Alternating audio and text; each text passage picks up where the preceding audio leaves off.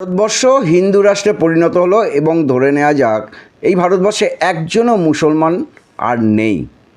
তাহলে কি এই জাতিভেদ প্রথা বা ঘৃণার যে বাতাবরণ সেটা কি চিরতরে নির্মূল হবে আমার দেশ থেকে? কখনোই হবে না।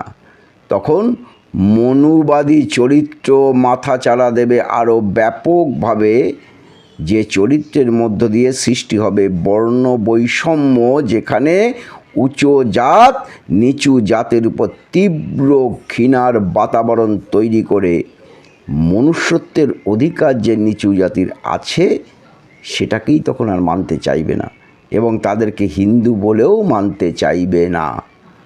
তখন এই মনুবাদীরাই বলবে আমরাই হচ্ছে হিন্দু। এইভাবে উচ্চ বর্ণ এবং নিম্ন বর্ণের মধ্যে একটা সামাজিক বৈষম্য তৈরি হবে।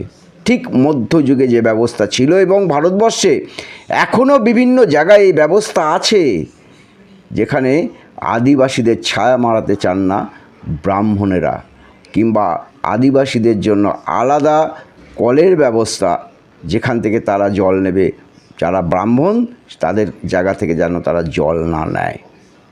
আর এই ভেদাভেদ প্রথা আরও তীব্র আকার ধারণ করবে এবং ভারতবর্ষের প্রতিটা মানুষ কিন্তু একসাথে একজোট হয়ে কখনোই বলবে না যে আমরা গর্বিত, আমরা হিন্দু। ওই তখন উচ্চবর্ণের মানুষরা বলবে আমরাই হচ্ছে হিন্দু, আর যারা আছে তারা হচ্ছে আমাদের দাস।